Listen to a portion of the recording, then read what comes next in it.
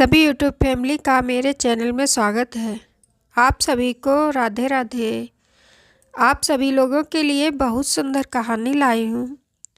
कहानी का नाम है अमीर और गरीब की कहानी।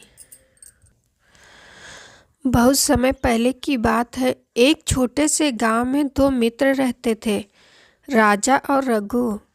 गांव हरा भरा, शांतिपूर्ण और प्राकृतिक सुंदरता से भरा हुआ था। वहाँ की मिट्टी उपजाऊ थी और लोग सीधे साधे और मेहनती थे। राजा इस गांव का सबसे अमीर व्यक्ति था। उसके पास अनगिनत संपत्ति थी, एक बड़ी सी हवेली, कई खेत और सबसे अच्छी गाड़ी। उसकी हवेली गांव में सबसे ऊंची थी और उसके बगीचे में बहुत सुंदर सुंदर फूल खिले रहते थे। हर कोई राजा की अमीरी से प्रभावित था और उसे सभी लोग सम्मान की दृष्टि से देखते थे। वहीं दूसरी ओर रघु था। रघु गरीब था। उसका घर छोटा और साधारण था और उसकी आर्थिक स्थिति भी बहुत कमज़ोर थी। वह एक मेहनती किसान था जो दिन रात मेहनत करके अपने परिवार का पालन पोषण करता था। उसके पास धन दौलत नहीं थी, लेकिन उसके पास एक बड़ा दिल था जो प्रेम और सच्चाई से भरा हुआ था। रघु अपने परिवार और दोस्तों से बहुत प्यार करता था और उन्हें अपने जीवन की सबसे बड़ी दौलत मानता था। हालांकि राजा और रघु की आर्थिक स्थिति में जमीन आसमान का फर्क था, लेकिन उसकी दोस्ती अनमोल थी। दोनों बचपन से ही गहरे दोस्त थे और एक दूसरे की हर तरह से मदद करते थे। राजा अपनी संपत्ति के कारण कभी अहंकारी नहीं हुआ और रघु अपनी गरीबी के कारण कभी निराश नहीं हुआ। वे दोनों एक दूसरे का सम्मान करते थे और उनके बीच में कोई ईर्ष्या या द्वेष नहीं था। एक दिन राजा ने सोचा कि वह अपने दोस्त रघु को अपने घर बुलाएगा और उसे अपनी नई संपत्ति दिखाएगा। उसने रघु को अपने घर आने का निमंत्रण दिया और रघु खुशी खुशी वहां पहुंचा। जैसे ही रघु ने राजा की हवेली देखी, वह चकित रह गया। हवेली का हर कोना सुंदरता और संपन्नता का प्रतीक था। दीवारों पर महंगे चित्र लगे थे, फर्श पर कीमती कालीन बिछे थे और चारों ओर कीमती सजावटी वस्तुएं रखी हुई थी। राजा ने उसे अपने बगीचे में चलने का न्योता दिया, जहां तरह तरह के फूल खिले थे और वहां की हवा में ताजगी का एहसास था। राजा ने गर्व से अपनी नई गाड़ी भी दिखाई जो हाल ही में उसने खरीदी थी। वह गाड़ी चमचमाती हुई थी और उसकी तकनीक भी अत्याधुनिक थी। रघु ने राजा की सारी संपत्ति और शोहरत देखकर मुस्कुराया। उसने राजा से कहा, तुम्हारे पास सच में बहुत कुछ है मेरे दोस्त। यह सब देखकर मैं बहुत खुश हूँ। यह सुनकर राजा ने भी मुस्कुराते हुए पूछा, रघु तुम्हारे पास क्या है जो तुम्हें इतना खुश रखता है? तुम्हारे पास तो ये सब चीज़ें नहीं हैं, फिर भी तुम हमेशा संतुष्ट और खुश रहते हो। रघु ने गंभीरता से जवाब दिया, मेरे पास सच्चे दोस्त और एक प्यार करने वाला परिवार है। ये सब मेरे लिए दुनिया की सबसे बड़ी दौलत है।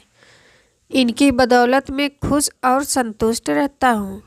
मेरे पास धन दौलत नहीं है, लेकिन मेरा दिल सच्चा प्रेम और संतोष से भरा हुआ है। राजा ने रघु के शब्दों को गंभीरता से सुना और गहराई से सोचने लगा।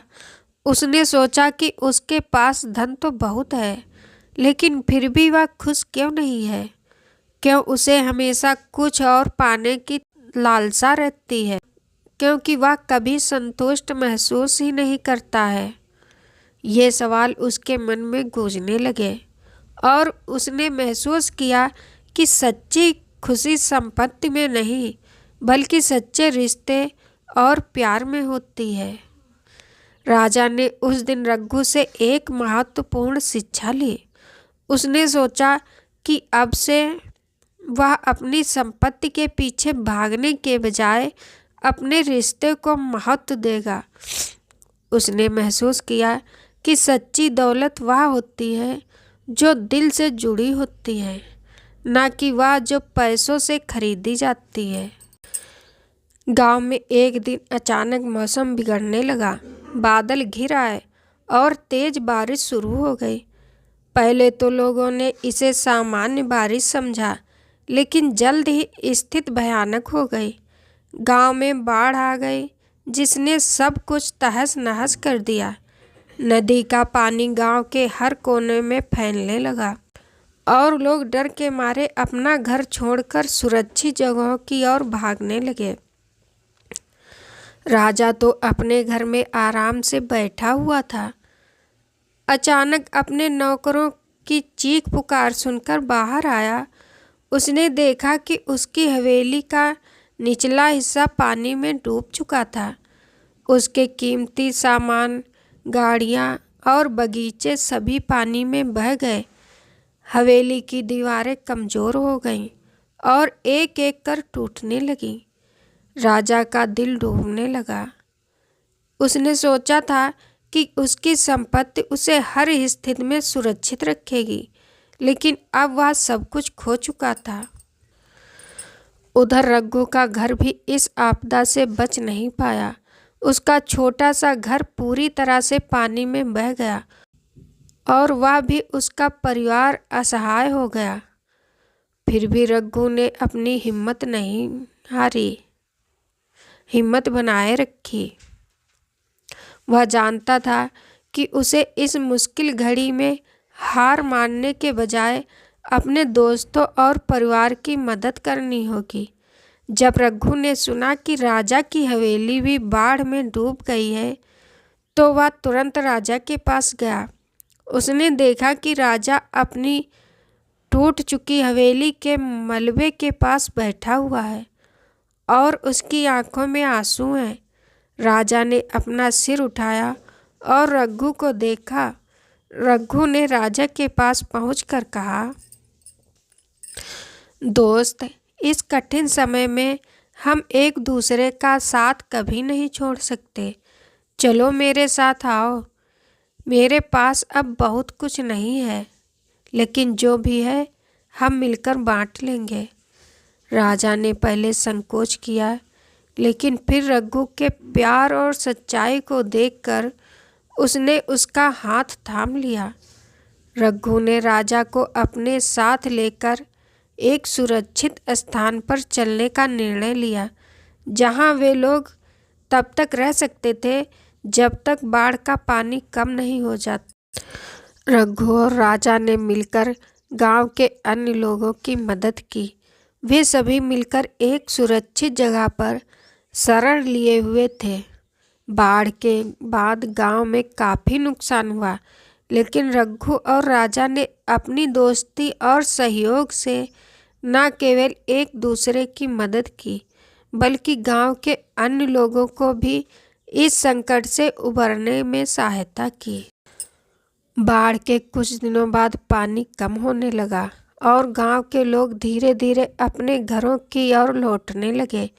रघु और राजा भी गांव लौटे, लेकिन इस बार उनकी सोच में एक बड़ा बदलाव आ चुका था। राजा ने देखा कि उसकी संपत्ति का कोई भी निशान नहीं बचा था। उसकी हवेली के स्थान पर केवल मलबा पड़ा हुआ था। लेकिन रघु का दिल बड़ा था। उसने अपने टूटे हुए घर को फिर से बनाने का संकल्प लिया और राजा को भी प्रोत्साहित किया वह अपने जीवन की नई शुरुआत करे। राजा ने रघु से कहा, रघु, अब मैंने समझ लिया है कि असली दोस्ती क्या होती है। मैंने हमेशा धन और संपत्ति को ही सब कुछ माना, लेकिन आज तुम्हारी मदद और सच्ची दोस्ती ने मुझे सिखाया कि असली दोस्ती प्यार और परिवार में होती है। धन और संपत्ति कभी भी स्थायी नहीं होते, लेकिन सच्चे रिश्ते हमेशा हमारे साथ रहते हैं। रघु ने मुस्कुराते हुए कहा, सच्ची खुशी वही होती है जो दिल से महसूस होती है, ना कि वह जो धन से खरीदी जाती है। हमें अपने रिश्तों को महत्व देना चाहिए, क्योंकि यही हमें सबसे अधिक संतुष्टि और खुशी देते हैं। राजा ने अब अपनी बाकी जिंदगी सादगी और सच्चाई के साथ जीने का संकल्प लिया। उसने अपनी संपत्ति के बारे में चिंता करना छोड़ दिया और रघु के साथ मिलकर गांव के लोगों की मदद करने का काम शुरू कर दिया। दोनों दोस्त फिर से अपनी पुरानी दोस्ती में लौट आए, लेकिन अब उनके बीच का रिश्ता और भी गहरा और मजबूत हो चुका था। इस कहानी से हमें यह सीखने को मिलता है कि असली दौलत धन और संपत्ति में नहीं, बल्कि सच्ची दोस्ती, प्यार और परिवार के साथ में होती है।